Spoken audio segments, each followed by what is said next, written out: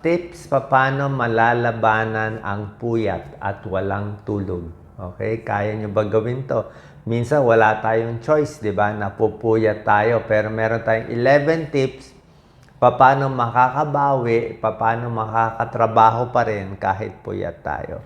Mamaya pag-usapan din natin yung mga bad effects ng laging puyat, kulang sa tulog, o kahit yung mga night shift workers Minsan mahirap yung night shift workers, parang puyat na rin sila lagi kahit baliktad ang schedule. Tapos meron tayong mga sleep tips mamaya. Okay? So, paano gagawin kung napuyat ka na? Ano bang strategy mo? 11 tips. Number 1, yung iba umiinom ng kape. Okay? Para sa mga sanay uminom ng kape, pwede naman pambawi ng puyat, 1 to 2 cups of coffee lang. Siguro maximum 2 tasang kape lang para lang magising-gising ka konti. Pero hindi pwede yung 6 cups of coffee, masobrahan ka naman sa caffeine. Hindi ko rin pinapayo yung mga energy drinks kasi masyado mataas yung caffeine nun hindi rin maganda, baka mag-palpitate ka. So, coffee 1 to 2 cups, tsaa pwede rin kung sanay ka dito. Number 2, pag puyat ka, I'm sure maghahanap ka ng matatamis.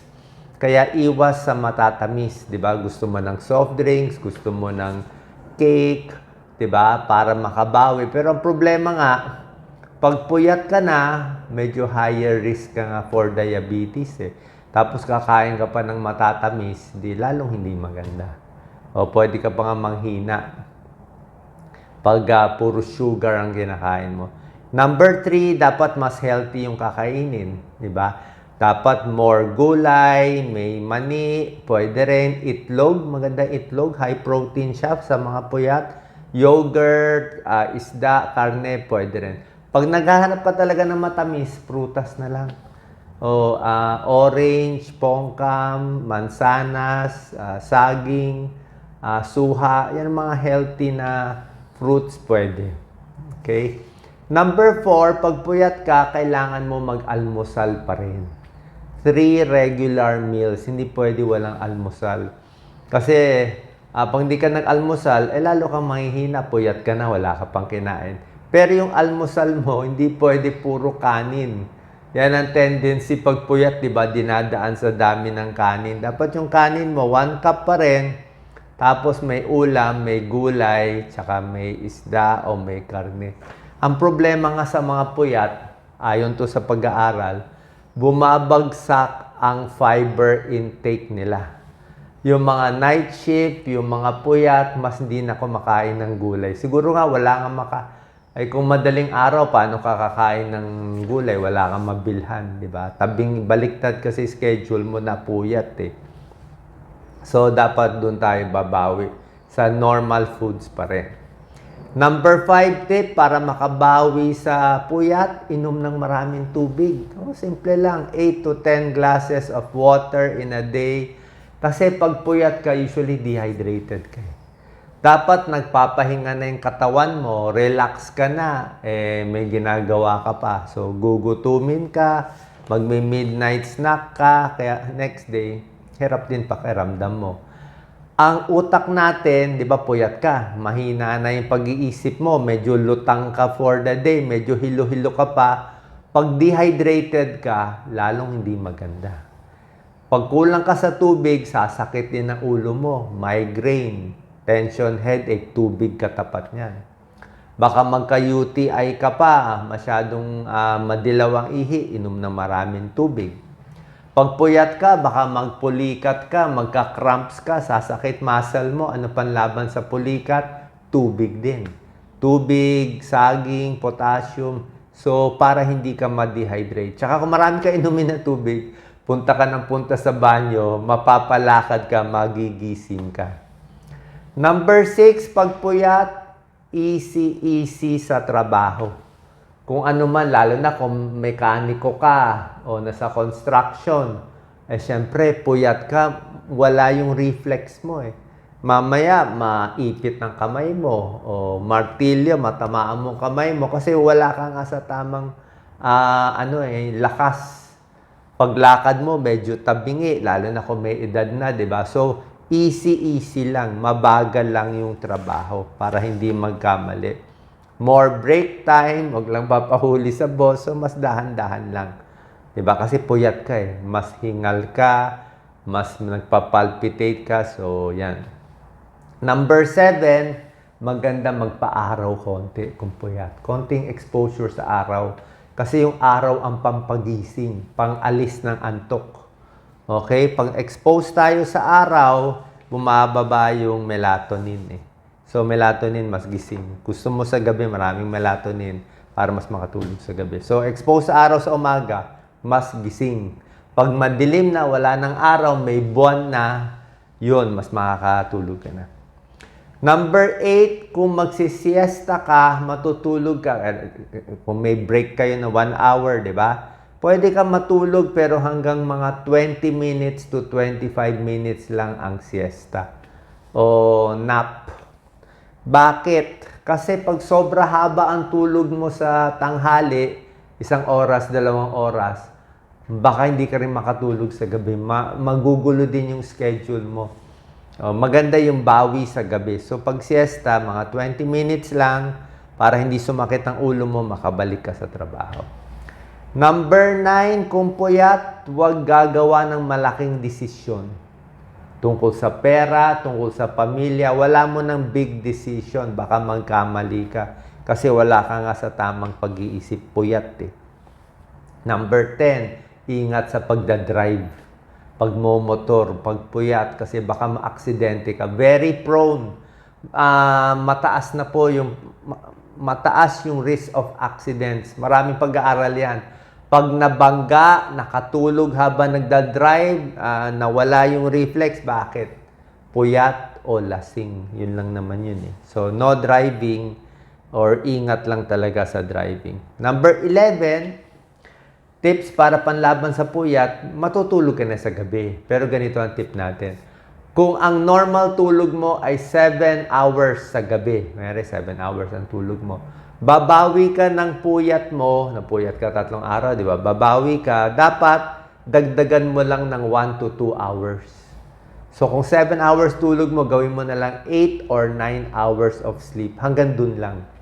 Huwag mo sobrahan ng 12 oras, 12 hours tulog. Pag sinobrahan mo kasi, sasakit din ang ulo mo. Magugulo din naman yung susunod na tulog mo.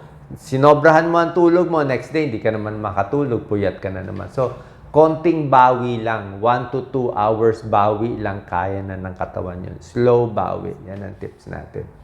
Okay, so meron na tayo panlaban sa puyat. Ano ba itong sinasabi kong 5 bad effects ng kulang sa tulog? Lalo na pag night shift ka, nakita nila may pag-aaral to. Number 1, mas tumataas ang blood sugar. Mas nagkaka-diabetes kung laging puyat. May pag-aaral 3 araw sunod-sunod puyat, yung insulin sensitivity na babawasan. Ibig sabihin, mas tataas na yung blood sugar. Nasisira na yung paggamit ng glucose. So, pag tuloy-tuloy 3 days puyat, baka tumaas na blood sugar mo, lalo na kung may diabetes ka. Pwede rin tumaba. Bukod sa diabetes, mas napapakain din. Kasi nga, ang gabi, dapat tulog ka eh. Dapat hindi ka kumakain, gising ka. So, napaparami kain mo. So, hindi rin maganda yung pag-digestion at metabolism sa gabi. Kasi dapat tulog ka na eh. May midnight snack ka pa, tataas cholesterol, triglyceride, tataba, may diabetes pa. Number 2, mas high blood. High blood, palpitation, pagpuyat. Bakit? I-check nyo blood sugar nyo. Blood sugar tsaka blood pressure nyo. Sa umaga, mas mataas.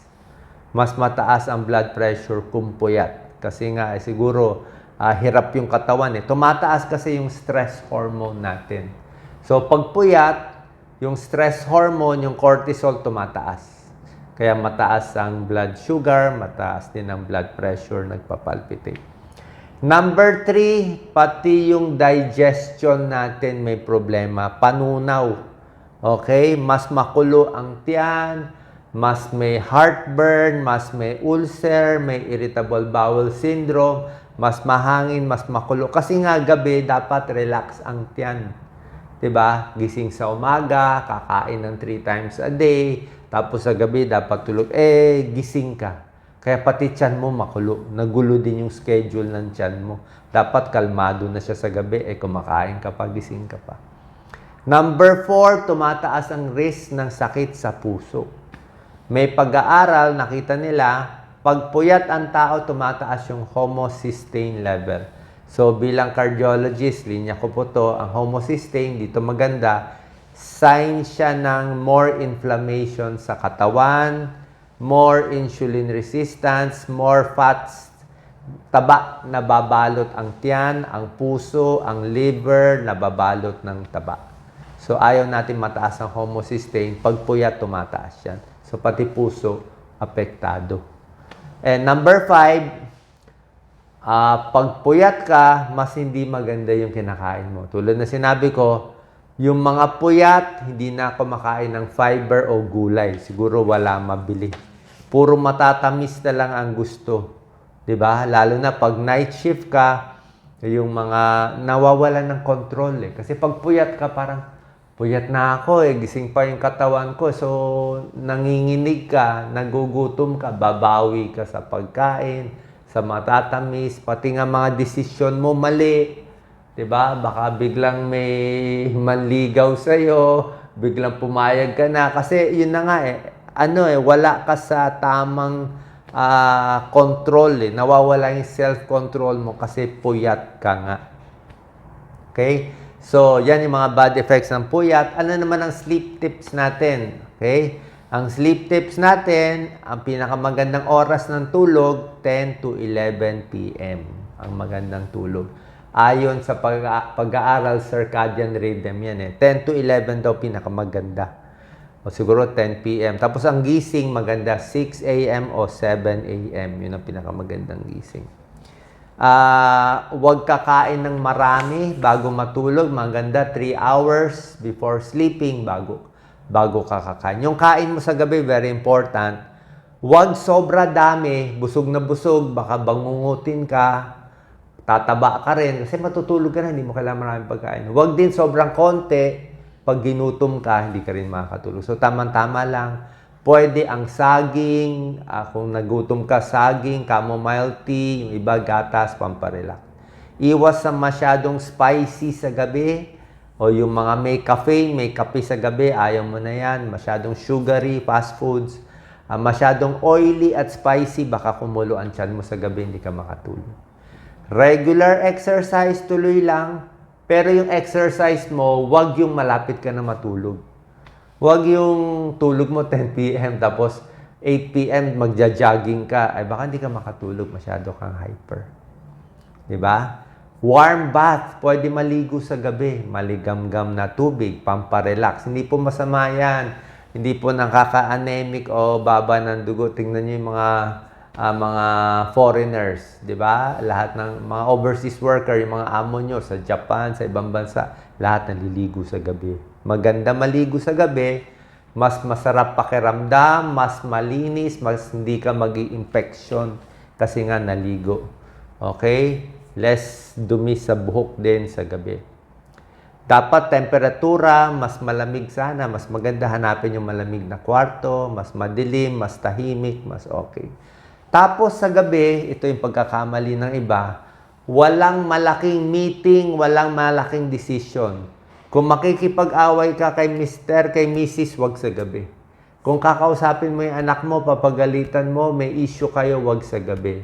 Kung may big event, wag sa gabi. Hindi ka makakatulog niyan.